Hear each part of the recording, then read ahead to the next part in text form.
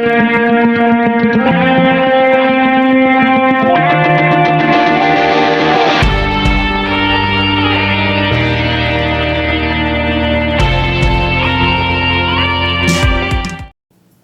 و حضرات السلام علیکم۔ میرے اس سیریز کے شروع کے پلان کے مطابق سوویت افغان جنگ میں پاک فضائیہ کے کردار کے متعلق یہ سیریز 10 ڈاکومنٹریز پر مشتمل تھی۔ 9ویں اور 10ویں ڈاکومنٹری اس جنگ کے تجزیے، مختلف اسکواڈنز کی کارکردگی، F-16 جہازوں کے رول اور جنگ کی سمری پر مشتمل ہے۔ ان میں افغانستان سے منحرف یا ڈیفیکٹ کرنے والے افغانستان اور سوویٹ جہازوں کے پائلٹس کی تفصیلات بھی شامل ہیں۔ کچھ ویورز اور دوستوں کی خواہش اور مشورے کی روشنی میں اور ٹاپک کی سملیرٹی کی وجہ سے آج میں 9ویں اور 10ویں ڈاکومنٹری کو اکٹھا کر کے ایک ڈاکومنٹری کے طور پہ پیش کر رہا ہوں۔ اس ڈاکومنٹری کے پہلے حصے میں اس جنگ کا تجزیہ کرتے ہوئے یہ جاننے کی کوشش کریں گے کہ اس انڈکلیئرڈ جنگ میں پاک فضائیہ کا کردار پاکستان آرمی اور پاکستان نیوی کے مقابلے میں بہت مختلف، انتہائی اہم ہونے کے ساتھ ساتھ اتنا کمپلیکیٹڈ کیوں تھا، اور پاک فضائیہ محدود وسائل اور ناموافق حالات کی روشنی میں کس طرح قوم کی توقعات پر پوری اتری۔ ونسٹن چرچل نے کہا تھا، ایئر پاور ملٹری فورس کی سب سے مختلف قسم ہے، اسے شاید لفظوں پہ بیان کرنا بھی ممکن نہیں۔ سابقہ ڈاکومنٹریز میں میں نے پاک فضائیہ کے ہوا بازوں، engineers, air defence controller technicians کی ناقابل فراموش اور انتہائی قابل فخر کارکردگی کا ذکر کیا تھا، جنہوں نے ہتھیاروں اور جہازوں کی قلت کے باوجود اپنے سے کہیں بڑی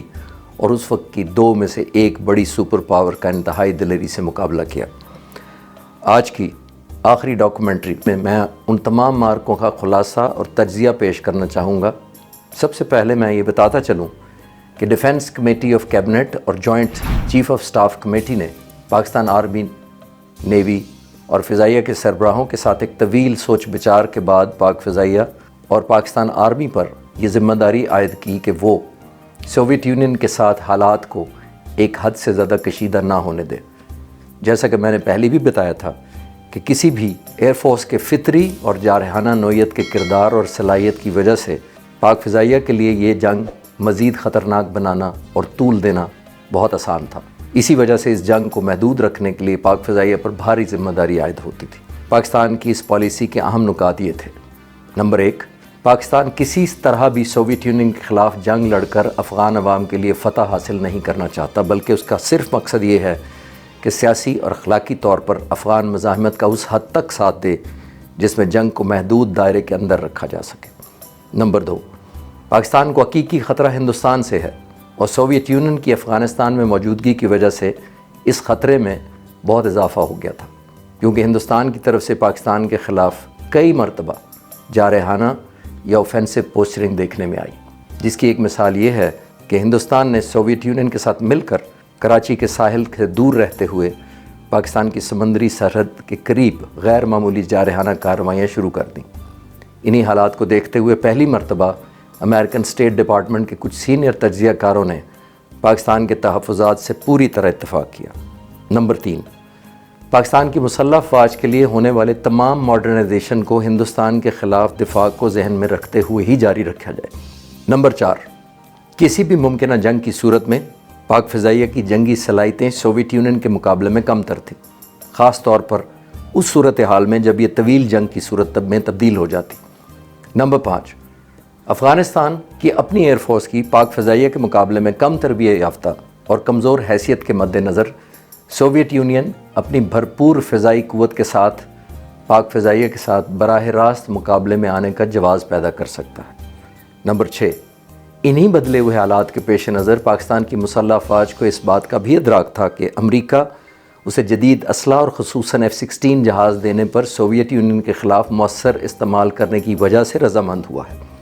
اسی وجہ سے پاکستان کو یہ احساس تھا کہ اس جدید اسلحہ اور F-16 کی فراہمی کا جواز امریکہ اور یورپ کی نظر میں اس صورت میں قابل ستائش ہوگا جب اسے پاکستان اور امریکہ کے مشترکہ ہدف کے خلاف ہی استعمال کیا جائے۔ نمبر 7، پاک فضائیہ کی اسٹریٹجی کا بنیادی مقصد سوویت ایئر فورس کے خلاف اپنی کلز میں اضافہ کرنا نہیں تھا، یعنی نیشنل پالیسی کے مطابق اپنے جہازوں کو دفاعی مقصد کے لیے استعمال کرنا تھا۔ دوسری طرف اس حکمت عملی کے نتیجے میں پاک فضائیہ کے ہوابازوں اور ایئر ڈیفنس کنٹرولر کے ذہنوں میں ہونے والی مایوسی ایک قدرتی عمل تھا۔ اس دفاعی حکمت عملی کے متعلق پاک فضائیہ کے سینئر افسران بشمول ایئر چیف کے اس جنگ میں حصہ لینے والے پائلٹس اور انجینئرز اور ایئر ڈیفنس کنٹرولر سے وقتاً فوقتاً ملاقاتیں کرتے اور اس نسبتاً دفاعی اسٹریٹجی پر انہیں اعتماد میں لیتے۔ اس جنگ کا تجزیہ کرتے ہوئے میں ایئر ڈیفنس برانچ کے کردار کو خصوصی طور پر خراج تحسین پیش کرنا چاہوں گا۔ مغربی سرحد پر پاک فضائیہ کا ایئر ڈیفنس نیٹ ورک اور سرفیس ٹو ایئر میزائل تقریباً 10 سال تک مشکل ترین علاقوں میں 24 گھنٹے کی نگرانی پر مامور تھے، کیونکہ سوویت یونین نے افغانستان پر اچانک قبضہ کر لیا تھا، جس کے نتیجے میں پیش آنے والے حالات کی روشنی میں پاکستان کی افواج دونوں بارڈرز پر بیک وقت لڑنے کی صحیح معنوں میں تیاری نہیں رکھتی تھی۔ مگر اس حقیقت کے باوجود کہ نہ تو ان کے پاس ایئر ڈیفنس ریڈار اور کنٹرولرز کی تعداد تسلی بخش تھی اور نہ ہی اس دور دراز علاقوں میں ہر لوکیشن پر ایئر ڈیفنس ایکسپرٹ کافی تعداد میں موجود تھے، اس کے باوجود ایئر ڈیفنس کنٹرولرز اور گراؤنڈ سٹاف اپنی ذمہ داریاں انتہائی جوش سے نبھاتے رہے۔ F-16 جہازوں کی اس جنگ میں شمولیت سے پہلے ایئر کامبیٹ پٹرولنگ کی ساری ذمہ داری پشاور سے F-6 طیاروں اور کامرا سے مراج طیاروں کی تھی۔ خوش قسمتی سے مجھے بھی ان دنوں پہلے پشاور اور بعد میں کامرا سے F-6 اور بعد میں مراج طیارے اڑاتے ہوئے یہ فرائض انجام دینے کا موقع ملا۔ ہدایات کے مطابق زیادہ تر ہمیں ہنگو اور کوہاٹ کے درمیان کامبیٹ پٹرولنگ کرنے کا کہا جاتا تھا، مگر ان دنوں پاک فضائیہ کی حکمت عملی کے تحت F-6 اور مراج طیاروں کو دشمن کے طیاروں کی محدود خلاف ورزی کی وجہ سے زیادہ تر اپنی موجودگی کا احساس دلانا اور خوف زدہ کرنا تھا، اور یہ اس وجہ سے بھی تھا کہ ان دنوں حملہ کرنے والے جہاز ہٹ اینڈ رن کی پالیسی پر عمل کرتے ہوئے فضائی حدود کی خلاف ورزی بہت محدود پیمانے پر کرتے تھے، اور اس لیے بھی کہ جنگ کے آغاز میں سوویت یونین کے پاس مجاہدین کے پاکستان کے اندر قائم شدہ ٹریننگ سینٹرز اور کیمپس کی تفصیلات موجود نہیں تھیں۔ پاکستانی سرحد کے بہت قریب ہونے والے حملوں اور محدود خلاف ورزیوں کی وجہ سے ہمیں ملنے والی ہدایات کے مطابق ہماری طرف سے ان پر حملہ کرنے کی مہلت بہت کم تھی، بلکہ دشمن کے جہاز کی تباہی کی صورت میں تباہ شدہ جہاز کا ملبہ پاکستان میں گرنے کے امکانات تو بہت ہی کم تھے۔ اس جنگ کا تجزیہ کرتے ہوئے یہ بات ذہن میں رکھنی چاہیے کہ یہ ایک روایتی جنگ نہیں تھی۔ ویسے بھی ہوائی جنگ بہت جارحانہ مقصد کے لیے زیادہ کارگر استعمال ہوتی ہے۔ پاک فضائیہ کے لیے یہ آپریشنز اور بھی مشکل تھے، کیونکہ اس سے یہ توقع کی جا رہی تھی کہ دشمن کا نقصان ایک حد سے نہ بڑھنے پائے۔ آئیے اب دیکھتے ہیں کہ آنے والے وقتوں میں ان خلاف ورزیوں میں قابل ذکر اضافہ اور پاک فضائیہ میں F-16 طیاروں کی شمولیت کے بعد حالات میں کیا تبدیلی آئی، اور پاک فضائیہ میں F-16 جہازوں کی شمولیت کے کیا اثرات ہوئے۔ پاک فضائیہ کو مشرقی اور مغربی سرحدوں کے ساتھ ساتھ پاکستان کی ایٹمی تنصیبات کی حفاظت کی ذمہ داری بھی پوری کرنے میں اس کے محدود وسائل کی وجہ سے بڑے چیلنج کا سامنا تھا، خاص طور پر جہازوں کی مینٹیننس۔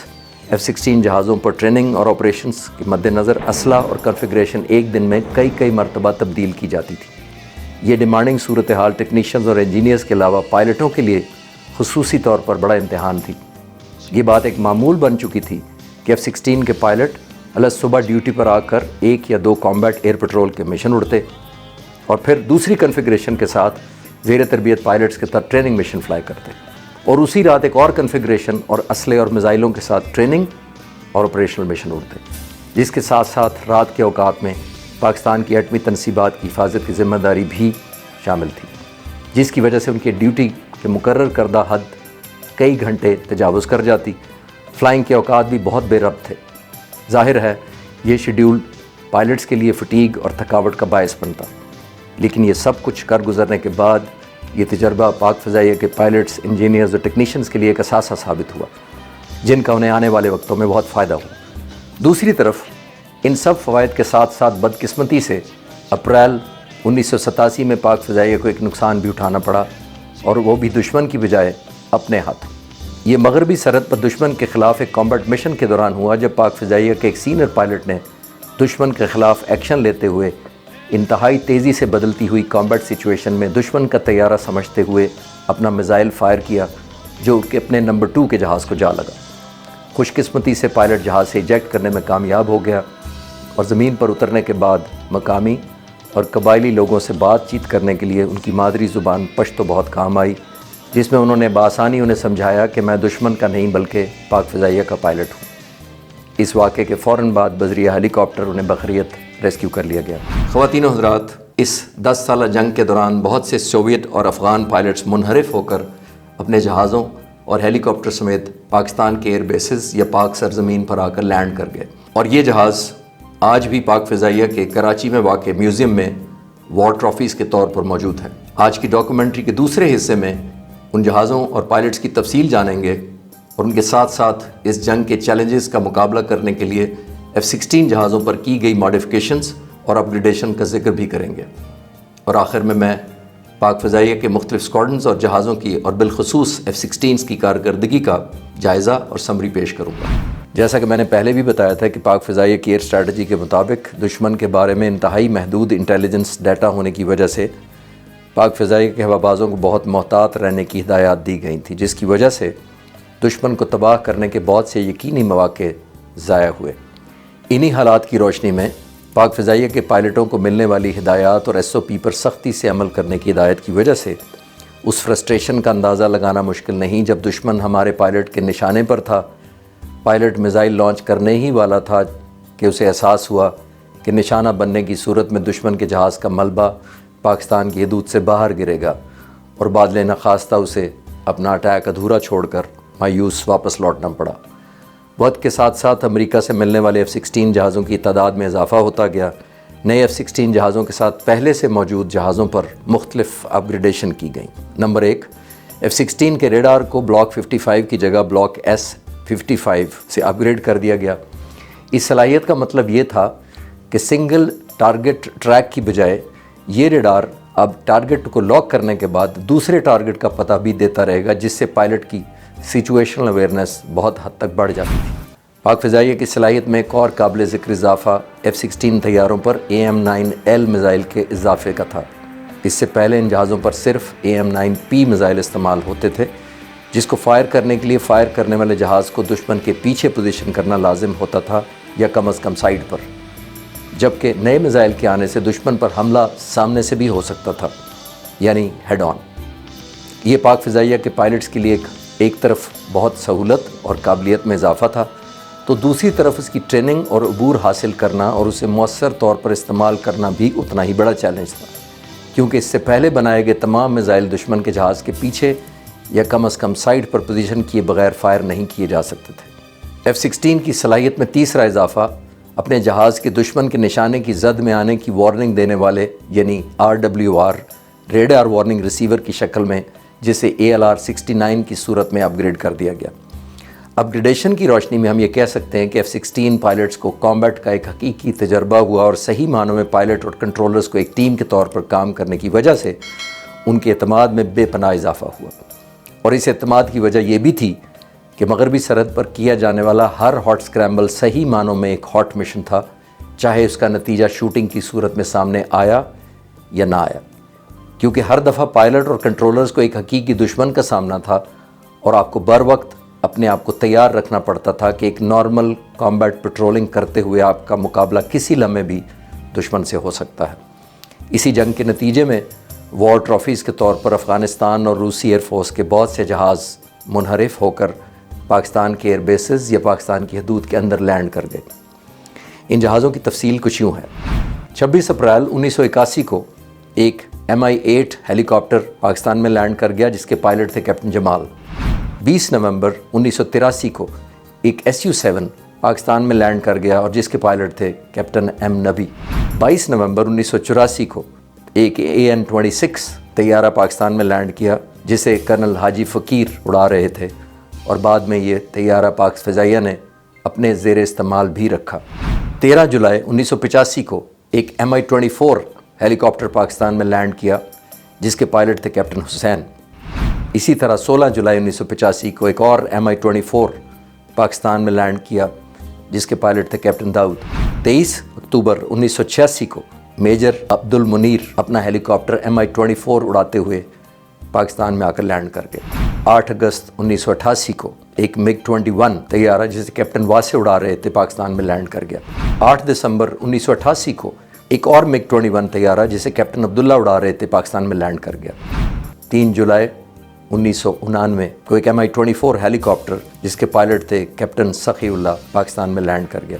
6 جولائی 1999 کو ایک Su-22 طیارہ پاکستان کی حدود میں آ کر لینڈ کر گیا اور جس کے پائلٹ تھے کیپٹن جان محدد۔ ایک اور MiG-21 طیارہ 29 ستمبر 1999 کو جس کے پائلٹ تھے میجر جلال الدین پاکستان میں لینڈ کر گیا۔ 7 مارچ 1990 کو ایک AN-12 جسے لیفٹیننٹ کرنل گلاب دین اڑا رہے تھے پاکستان کی فضائی حدود میں اتر گیا۔ 7 مارچ 1990 کو ایک Mi-17 ہیلی کاپٹر جس کے پائلٹ کا نام معلوم نہیں ہو سکا پاکستان میں لینڈ کر گیا۔ اور اسی طرح 3 اکتوبر 1987 کو سوویت یونین کے 2 Mi-24 ہیلی کاپٹر پاکستان میں اتر گئے جن کے پائلٹ کیپٹن نکولائے اور کیپٹن یوگن تھے۔ آئیے اب دیکھتے ہیں کہ پاک فضائی کے مختلف اسکواڈنز نے کس قوت اور عملداری سے اس جنگ میں حصہ لیا۔ بے شک اس جنگ میں سب سے زیادہ حصہ F-16 طیاروں پر مشتمل نمبر 9 اسکواڈن کا تھا جس نے 2221 مشن اڑے اور تقریباً 3702 گھنٹے فلائنگ کی۔ F-16 کے ہی ایک اور نمبر 14 اسکواڈ نے 1825 مشن اڑے اور 2585 گھنٹے فلائنگ کی۔ F-16 ہی کے پائنیئر اسکواڈن نمبر 11 اسکواڈن جو F-16 جہاز پر پائلٹوں کی تربیت بھی کرتا تھا، اس اسکواڈن نے 340 مشن اڑے اور 896 گھنٹے فلائنگ کی۔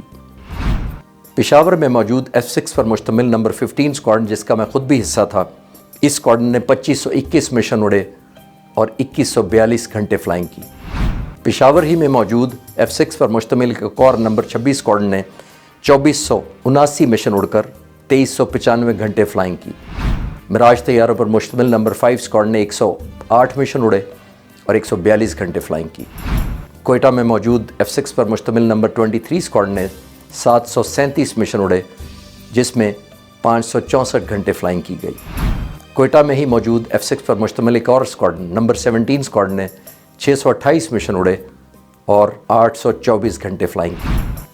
خواتین و حضرات، میں یہاں یہ بھی بتاتا چلوں کہ مجھے یہی نمبر 17 اسکواڈن خود کمانڈ کرنے کا موقع ملا 1996 سے لے کر 1998 تک۔ مراج طیاروں پر مشتمل نمبر 18 اسکواڈن جس کا میں خود بھی حصہ رہا نے 20 مشن اڑے اور 28 گھنٹے فلائنگ کی۔ پاک فضائیہ کو یہ منفرد اعزاز حاصل ہے کہ اس نے دوسری جنگ عظیم کے بعد سب سے زیادہ رشین جنگی جہاز مار گرائے۔ سوویت یونین کی 80 کی دہائی میں افغانستان پر قبضے کے دوران سوویت یونین نے 7599 جہازوں کے مشنز کے ذریعے پاکستانی فضائی حدود کی 2476 دفعہ خلاف ورزی کی۔ ان خلاف ورزیوں کے دوران سوویت یونین کی بمباری کی وجہ سے پاکستان میں 419 سویلین جاں بحق ہوئے اور 877 زخمی ہوئے۔ اس جنگ میں پاک فضائیہ نے کل 9 سوویت افغان جہاز تباہ کیے جس میں سے نمبر 9 اسکواڈن نے 3 جہاز اور نمبر 14 اسکواڈن نے دشمن کے 6 جہاز مار گرائے۔ مگر یہ عجیب، منفرد اور خفیہ جنگ تھی کہ جذبہ اور صلاحیت ہونے کے باوجود پاک فضائیہ کو دشمن کا محدود نقصان پہنچانے کی ہدایات تھی۔ میں یہاں اپنے ساتھی F-6 اور معراج پائلٹس کو خراج تحسین پیش کرنا چاہوں گا کیونکہ انہوں نے تقریباً ہر مشن میں رولز آف انگیجمنٹ پر سختی سے عمل کیا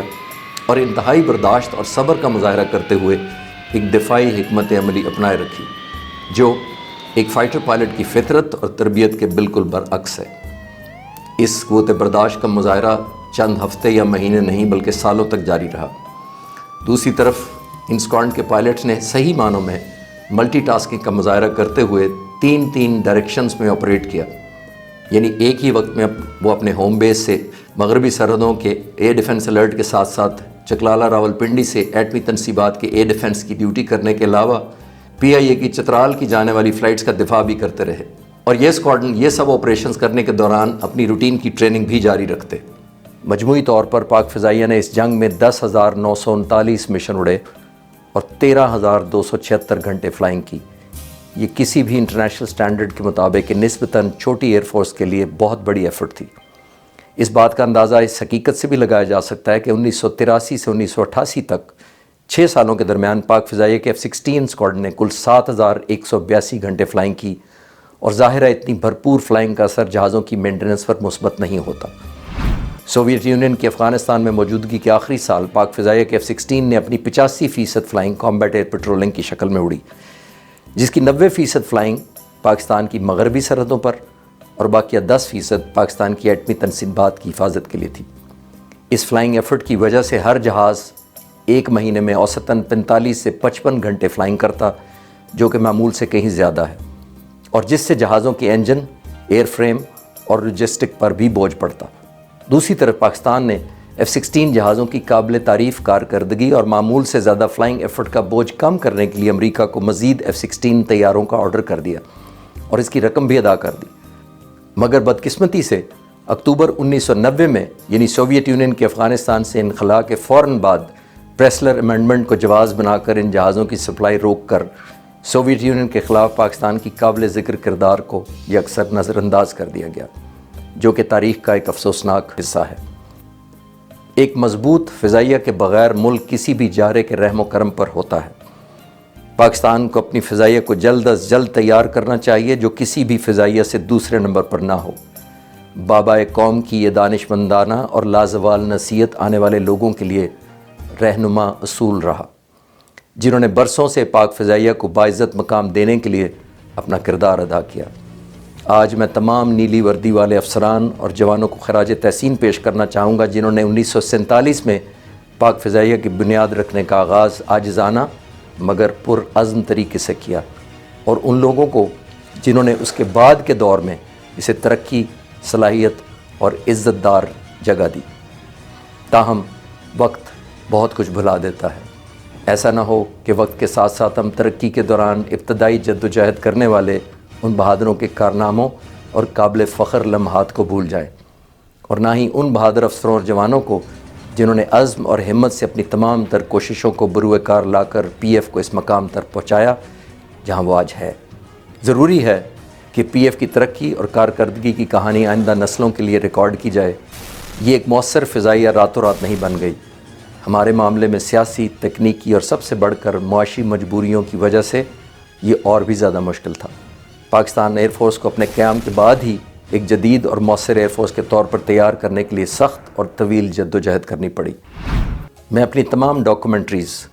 ان لوگوں کے نام کرنا چاہتا ہوں جن کی قربانیاں، پسینہ، خون اور محنت کی وجہ سے آج پاک فضائیہ قوم کا سرمایہ افتخار ہے۔ ہماری آنے والی نسلوں کو اس کی جد و جہد کا سفر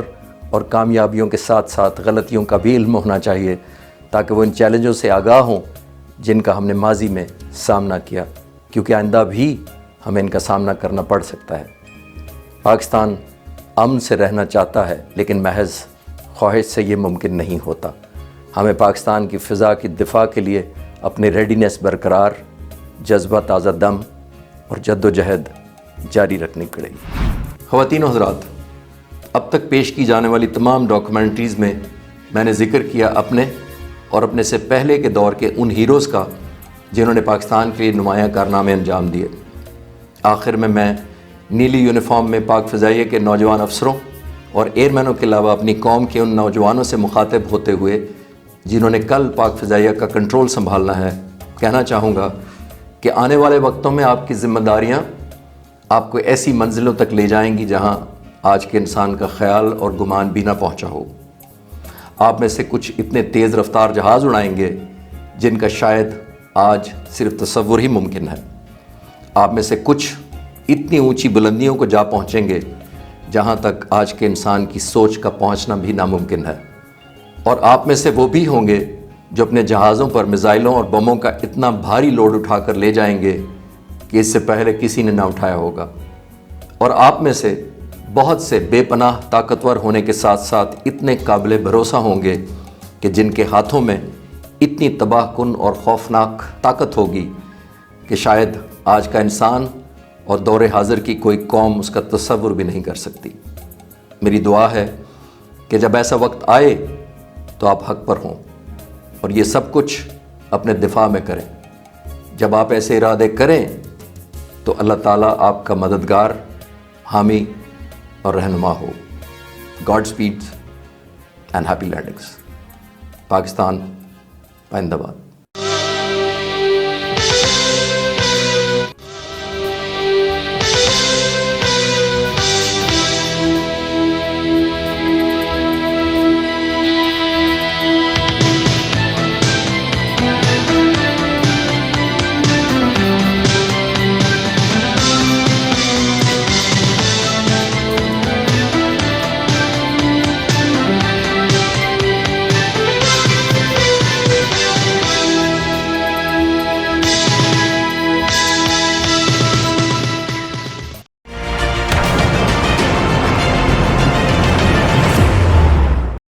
مزید ایسی ویڈیوز دیکھنے اور جاننے کے لیے آپ ہمارے چینل کو سبسکرائب کیجیے.